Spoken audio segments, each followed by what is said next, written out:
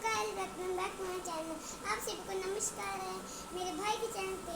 तो आज हम लोग संस्कृत पढ़ेंगे। अगर आप इस चैनल पे नए आए हैं तो इस चैनल को लाइक शेयर एंड सब्सक्राइब कर दीजिएगा। तो चलिए अब स्टार्ट करते हैं। सो गाइस, सबसे पहले आप सबको नमस्कार। आई होप आप सबको इंट्रोडक्शन मेरे छोटे भाई ने आपको इंट्रोडक्शन दिया होगा और आपको अच्छा लगा होगा। ठीक है, तो अब हम जल्दी से अपना आज का जो मेन टॉपिक है वो शुरू करते हैं। सो गाइस, पिछले वीडियो में हम लोग ने सर्वनाम में मतलब क्रिया का जो धातु रूप है हम लोग ने दूसरा पुरुष जो कि मध्यम पुरुष था, जो जिसमें हम लोग सेकंड पर्सन के बारे में बात करें, उसको हम लोग ने पूरा कर लिया था। और तीन पुरुष है, प्रथम पुरुष, उत्तम पुरुष और मध्यम पुरुष। इन तीनों में से जो सबसे ज़्यादा दिक्कत होती है वो मध्यम पुरुष में होती है और उसको हम लोग ने कर लिया। अब हम अपना नया टॉपिक शुरू करेंगे जो कि है हमारा कारक कारक परिचय। कारक पढ़ेंगे अब हम। और सबसे पहले कारक हम लोग को कारक करने के लिए पढ़ेंगे हम कारक होता है, कारक का परिचय सबसे पहले।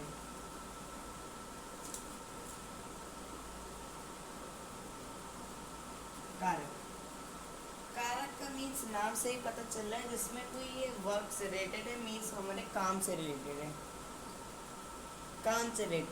तो जैसे कि काम से जो कि हम काम कर रहे हैं, कारक इसके नाम में इसका आंसर दिया है।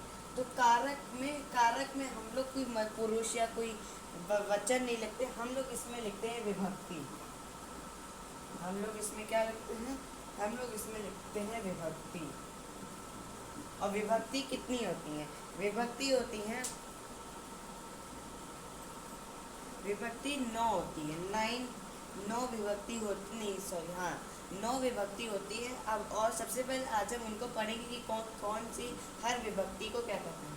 पहली विभक्ति जिसको हम लोग कहते हैं प्रथमा विभक्ति।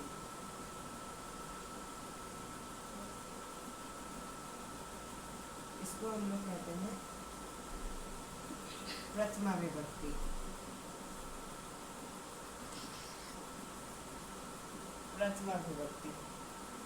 सबसे पहले हम लोग इनके नाम जान लेते कि किस विभक्ति को क्या कहते हैं, किस नंबर पे आती है, उसके बाद पढ़ेंगे, जिससे हम लोग के लिए इजी होगा।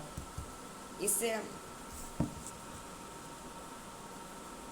अब जो हमारी दूसरी विभक्ति होती है, उस विभक्ति को हम लोग कहते हैं द्वितीया।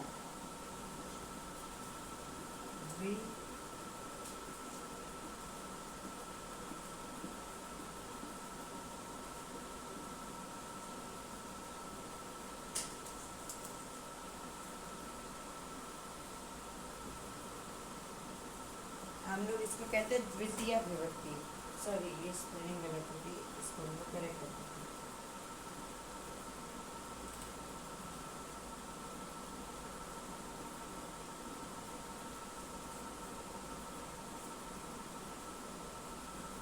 ये हो जाएगा हमारा द्वितीय विभक्ति।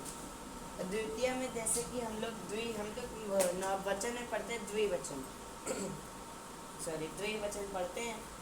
अब तो द्विवचन हम लोग पढ़ते तो उसमें भी द्वि मतलब 2, और इसमें भी अगर द्वि, तो इसके नाम से ही पता चल गया ये हमारा क्या है। ये हमारा दूसरे नंबर की विभक्ति है। द्वितीय मतलब दूसरे नंबर की विभक्ति। अब हमारे नंबर 3 की विभक्ति है, हमारी जो तीसरी विभक्ति वो है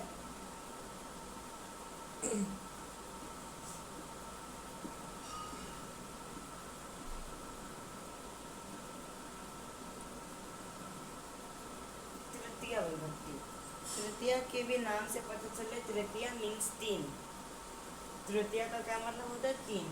तृतीय इसके नाम में ही आगे तृतीय त्र आ गया, मतलब ये तीसरे नंबर की विभक्ति है। इसके नाम से ही हमें पता चल गया। अब हम लोग की 3 होगी या बाकी के करते हैं।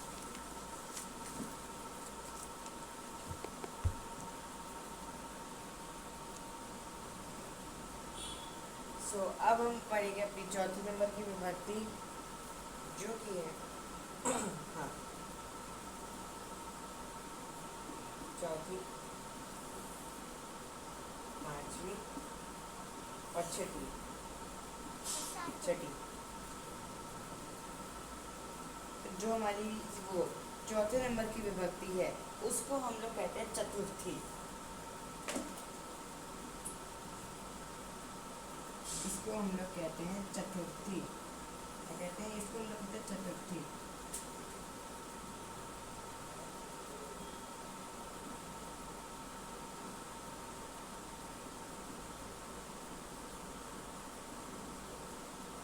चतुर्थी।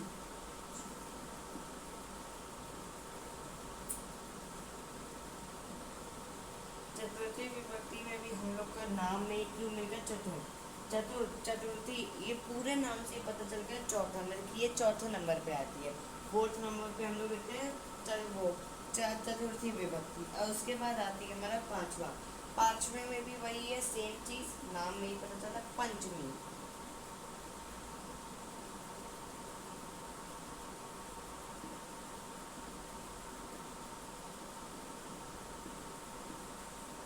पंचमी।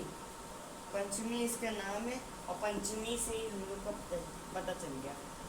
अब जैसे कि पांच को हम लोग अलग तरीके से कहते हैं पंच। अब इसमें अगर हम लोग नी को हटाते तो पंच आ गया, तो हम लोग को पंच बन गया। पंच मीन्स पांचवा और इसमें ये पंचमी। तो ये सिंपल है, ये भी पंचमी विभक्ति भी पांचवी मतलब पांचवें नंबर पे आती है, पांचवी होती। ठीक। अब जो हमारी छठे नंबर पे आती है उसको हम लोग कहते हैं षष्ठी। षष्ठी। षष्ठी। षष्ठी विभक्ति। षष्ठी विभक्ति। सो गए, जैसे कि आपको याद होगा मैंने जब आपको नंबर्स पढ़ाए थे तो मैंने आपको ये भी पढ़ाया था कि हम लोग नंबर्स पढ़े थे, तो मैंने आपको बताया था कि हम लोग 6 को मतलब 6 को हम लोग संस्कृत में क्या लिखते हैं? षट। षट। षट को मतलब षट था, उसमें नीचे हलन षट लिखते हैं। तो ये भी वही है, देखो हम लोग ने श लिखा, फिर एक षटकोण वाला श, उसमें था, उसमें बड़ी की मात्रा। तो आगे षष्ठी। षष्ठी विभक्ति, इसमें मतलब षष्ठी विभक्ति मतलब वो छठे नंबर की विभक्ति। ठीक। 7th विभक्ति। अब हम बाकी की करते हैं।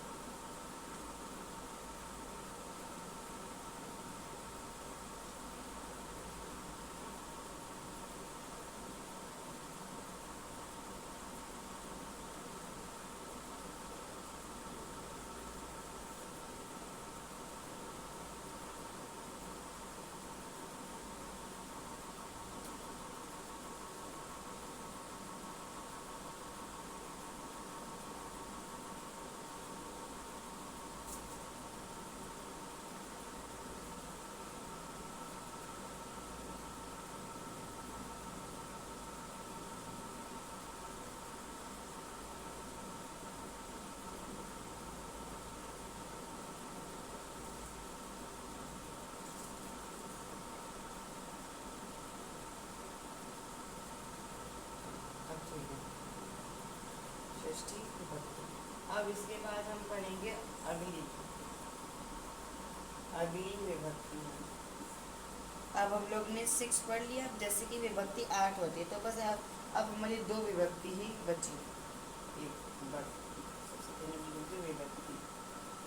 विभक्ति हमारी जो 7वें नंबर की विभक्ति उसमें भी नाम में हमारा यू हो गया सप्त।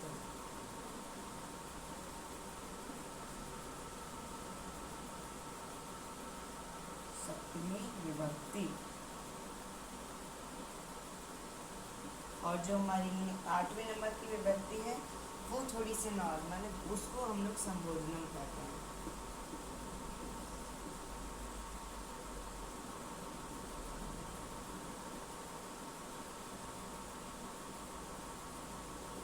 संबोधनम। संबोधन नहीं, संबोधन नहीं, हम खाली संबोधन। संबोधनम तो बात में हाँ, संबोधनम।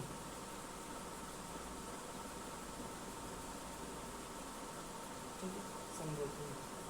अब सप्तमी विभक्ति, अगर हम सप्तमी से इसमें भी मी हटा दें तो सप्त। सप्त का क्या मतलब होता है? 7वां, 7। 7 सेवेंथ नंबर पे क्या थी? सप्तमी विभक्ति। अगर कहीं पे लिखा हो सप्तमी विभक्ति तो हम समझ जाएंगे कि ये 7वें नंबर की विभक्ति। और जो लास्ट की विभक्ति है उसको हम कहते हैं संबोधन। और संबोधन जो होती है उसका कुछ अलग से नहीं होता है, ये एक वोकेटिव टाइप होती है। वोकेटिव वो मतलब बोलने वाली, ये बोलने वाली विभक्ति होती है। ठीक है, ठीक है। सो गाइस, आज की वीडियो के लिए बस इतना ही। अब बाकी का हम पढ़ेंगे अगली वीडियो में। तब तक के लिए नमस्कार और बाय।